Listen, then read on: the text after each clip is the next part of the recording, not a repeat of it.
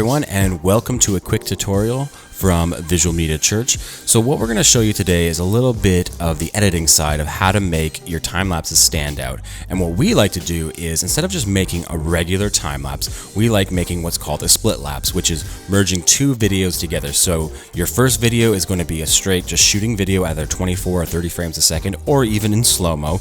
And your second video is going to be a time lapse. And what you're going to do is you're going to merge the two best elements of both those videos into one unified video that is a time lapse that is going to be great for visual media backgrounds for churches. And that's specifically what we make here, but you could use it for all kinds of things, even your personal videos, your business videos, even wedding videos, things like that. So we're going to dive into kind of the behind the scenes on how we make it, a little bit of some editing tips on how to do it, and hopefully you enjoy and you click subscribe and you follow along as we're going to start doing more of these videos here on Visual Media Church.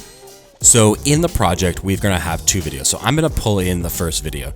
Now, this is the first video that we shot at Mount Cook. And what you're going to see is it's a great spot. It's a great location. It's now one of my favorite top 5 spots, I think, on Earth. And so we have this great video shot. And what's awesome about this video shot is the water is moving beautifully right here in the front of the foreground of the composition. And then we have this beautiful mountain backdrop. And this shot on its own could be good enough, could be great for what we do here at Visual Media Church. But what I love being able to do is make these clouds also move a lot faster. So that's why we also shot with the exact same composition a time lapse, a 15-minute time lapse on the mountain. And so what's great about it is you can see the clouds moving in time lapse, but what's bad about it is look at the water here. Like, this is distracting because really what this is doing is taking a picture every second for 15 minutes. And so what we're going to do is we're going to take those two videos, merge them together, and make them into one. So I've pulled in the video. Now, I always like to start with the video as my base, so I'm going to just name this video. And then what I'm also going to do is I'm going to pull in the time lapse, and I'm going to rename this to time lapse. So what I always start with my project is the video. I like to kind of build things from there. So we're going to rename this. We're going to name this Mount Cook 1.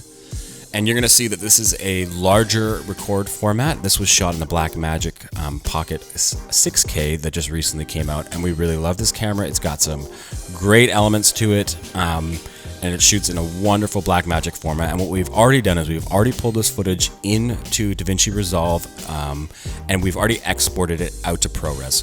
So what we're going to do is we're just going to resize our composition because we don't want to build anything at this moment in 6K. We're going to keep it in 4K. We're going to reset the time code to 0 because I like knowing what I'm working with, and we're going to go from there. So we have this video, and we're going to want to now build the time lapse underneath. So I like putting the time lapse on the bottom layer. And then what we're also going to do is, because this was shot in 6K and we're now in 4K, we're going to scale down, and we're going to leave a little bit of room on the edges. So now what we need to do is, because we've shot 2 different videos, and this was a hike to get to this spot. We weren't able to bring our large tripod, our more sturdy tripod. We were on a smaller Gorilla Pod. And the problem with that is every time you hit record or go through your menu, as careful as you might be, the tripod is going to shift just a little. So what you're going to notice here is the difference between our video and our time lapse. As I turn the video on and off, you can see that the camera shifted down a little bit because I hit the record button and I went through the menu to change the frame rate. So what we're going to have to do now is we're going to have to line them up. So we're going to take the top layer, we're going to hit T for opacity, and we're going to change this to 50%. And then I'm going to zoom in 200% all the way to the top of Mount Cook. And now I'm going to hit P on the time lapse, and we are going to adjust this like that. So I've moved the pixels below. So now you can see that we're lined up very nicely. So now I got to remember to reset the opacity back to 100. So now we have our 2 layers, and they are lined up. Now, because we moved the position of the bottom layer, we're not going to have any problems on the top because we gave ourselves some crop room, and that was done specifically because knowing you're going to move it around, if you had set everything to be perfect to the composition, and then you went and moved this around, you might not notice, but later after you render, you might notice that you actually are missing some pixels along the top. So now we have this lined up very nicely. What we're going to do is we're just going to mask the top video layer so that it only shows the water, and then we're going to have the time lapse on the top.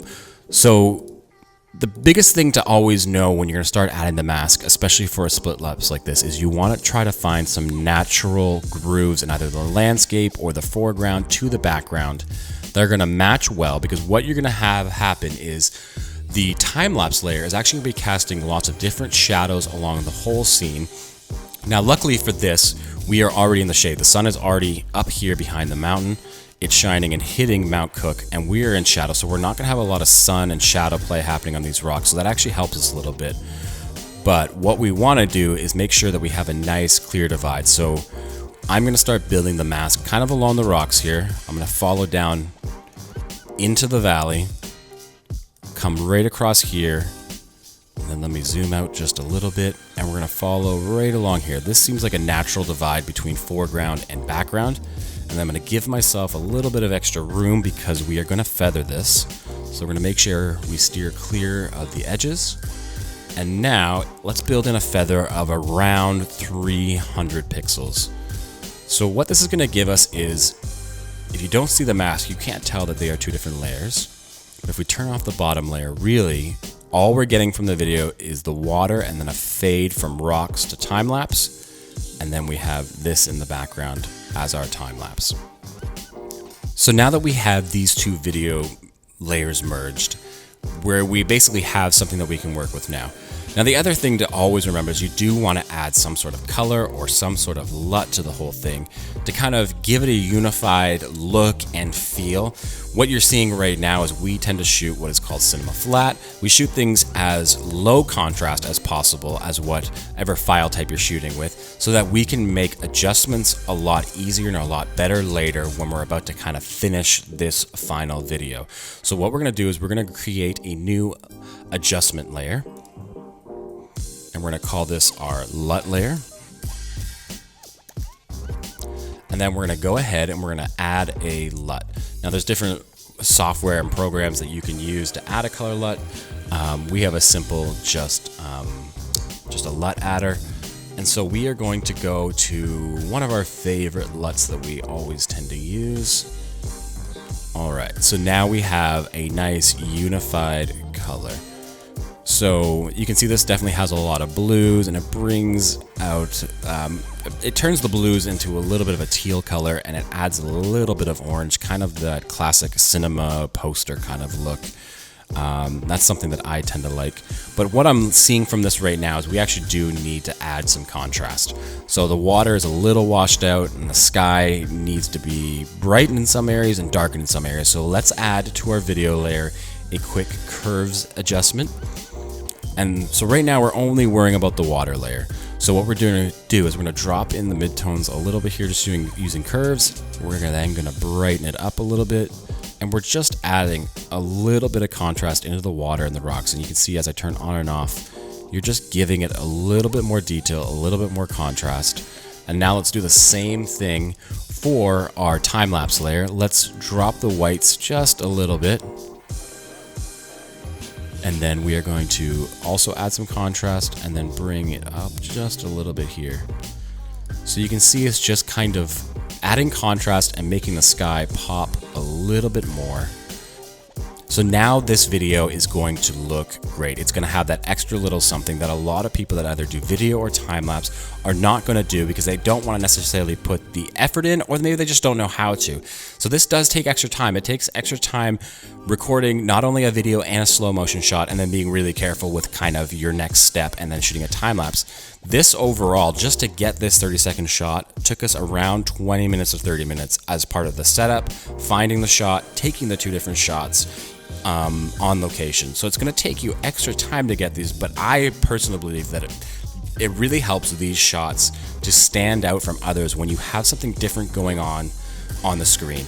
And I mean, a lot of people might not even notice. They aren't going to, and that's really what the beauty of it is that people aren't going to notice that really it's two different things. You have 15 minutes worth of time happening up here and 30 seconds happening down here. But all that people know is that it looks great, it's wonderful. And if they really stop to think, they'll think, well, how's that possible? Is the clouds moving that fast? And the average layperson is not going to notice, but it's something different to make your work stand out. So thanks for watching. Definitely hit subscribe on our YouTube channel and continue to follow along with us here at Visual Media Church. Thanks, everyone.